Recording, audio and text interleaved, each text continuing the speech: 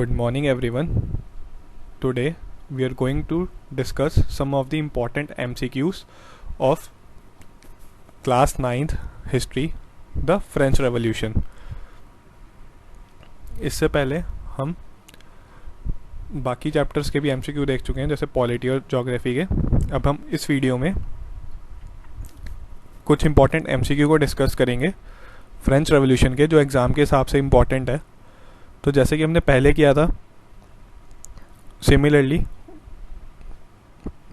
इसी वे में इसको आंसर करते हैं. आप क्वेश्चन देखिए और वीडियो पॉज करके try to answer it in the comment section. So let's start. First question is, the National Assembly framed a constitution in 1791 to limit the powers of. The option is monarch, clergy, nobility, and D is none of the above. So the correct answer is option A, monarch, क्योंकि इन्हीं की power बहुत ज़्यादा थी जिसके बाद French revolution शुरुआत हुई थी. So the next question is, who wrote an influential pamphlet, What is the Third Estate? So the options are Mirabeau, Abbé Sieyès, Jean-Paul Marat, and Olympique de Gouges. So the correct answer is option Abbé Sieyès. ये दोनों Abbé Sieyès और Mirabeau बहुत important leaders थे French revolution में, और इनका बहुत important impact था. बट जो क्वेश्चन की डिमांड है, द थर्ड स्टेट वाला पैम्फलेट, वो Abbé Sieyès ने किया था. So let's move further. A triangular slave trade took place between Europe, America's and. तो हमें तीसरी जो कॉन्टिनेंट या कंट्री है उसके बारे में बताना है. So option is Asia, Australia, Africa और South America. So the correct answer is का. सो जो ट्रायंगुलर ट्रेड था वो यूरोप और अमेरिका और अफ्रीका के बीच था.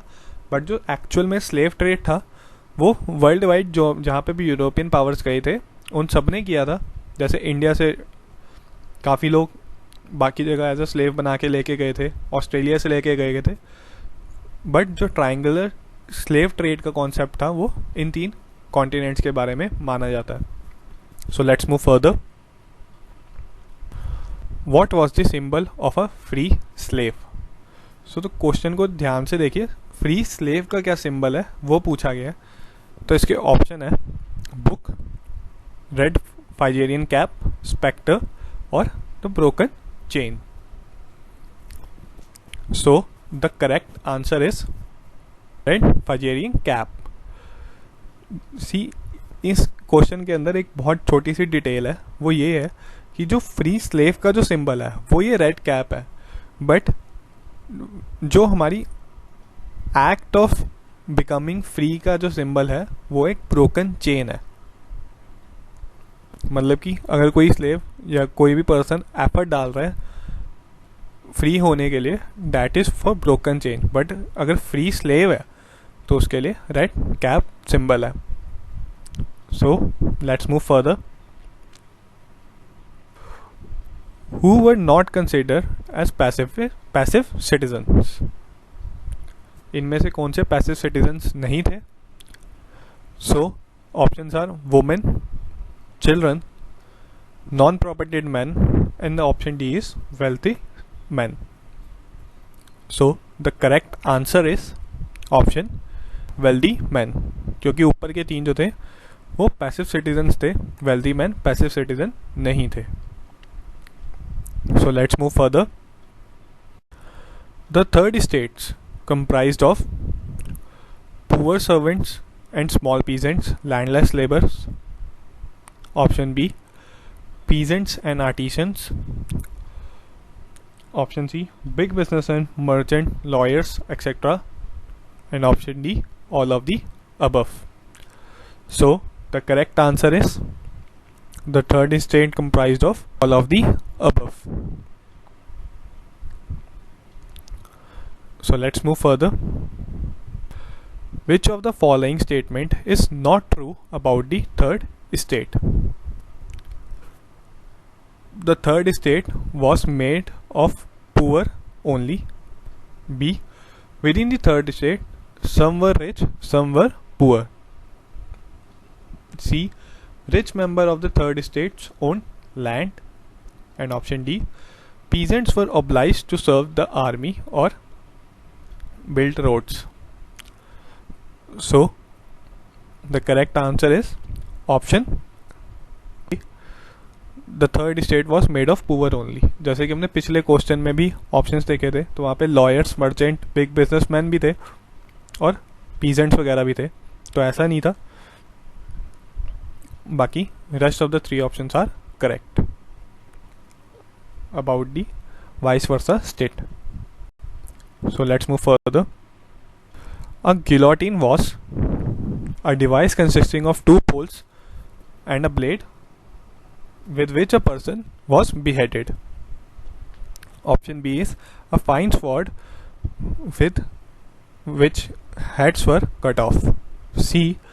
A special noose to hang people. And option D. All of the above.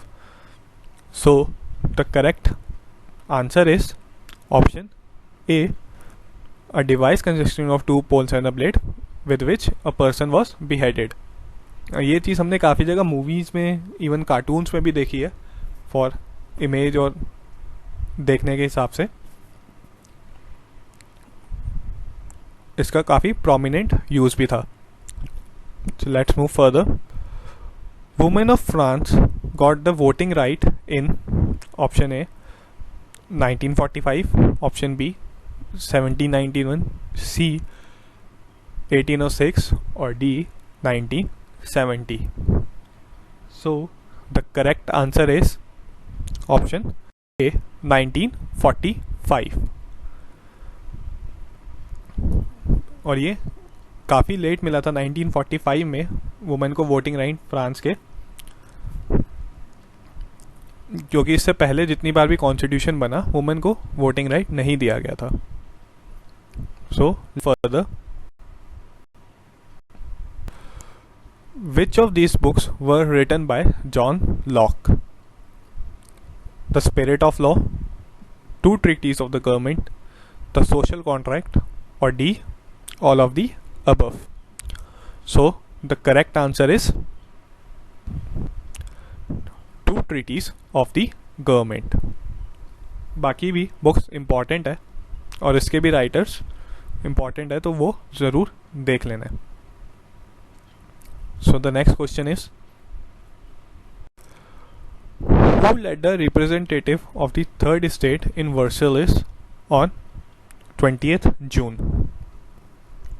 जो वर्सलीस में वॉर हुई थी उसके लीडर कौन थे जो थर्ड स्टेट के थे? Option A Mirabeau, option B Abbe Sieyes, option C Napoleon Bonaparte और option D both A and B. So the correct answer is both A and B. जैसे कि हमने डिस्कस किया था, मिरेबियो एंड एबिसियस बहुत इम्पॉर्टेंट लीडर थे इस रेवोल्यूशन के, और जो नेपोलियन बोनापार्ट थे वो बाद में आए थे जब मिलिट्री रूल इस्टेब्लिश हुआ था वहाँ पे, क्योंकि मिलिट्री जनरल थे Bonaparte. So let's move to the next question. Which of these rights were established as natural right by the Constitution of 1791? Right to life, freedom of speech and expression, right to equality, or D, all of the above. So the correct answer is option D, all of the above. क्योंकि ये तीनों rights as a natural right माने गए थे 1791 के constitution में, ताकि ये लोगों को प्रोवाइड करवाए जा सके, बट प्रॉपरली नहीं करवाए गए थे. ये चीज़ भी ध्यान में रखनी है. So our next question is,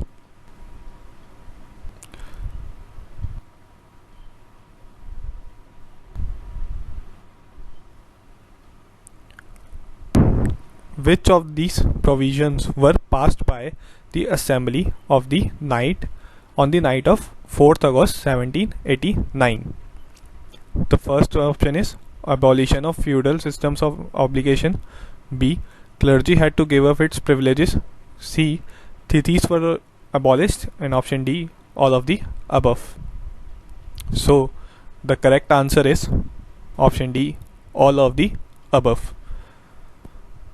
तो इसी के साथ हम इस वीडियो में इतनी क्वेश्चंस को देखेंगे. इन आवर नेक्स्ट वीडियो जो भी कोई इंपॉर्टेंट क्वेश्चंस होंगे हम या तो उसको डिस्कस करेंगे, अदरवाइज हम अगले चैप्टर्स के क्वेश्चंस को देखेंगे. And do tell how you like the video and comment box is open for all your doubts. So do share your feedback in the comment section below. So thank you.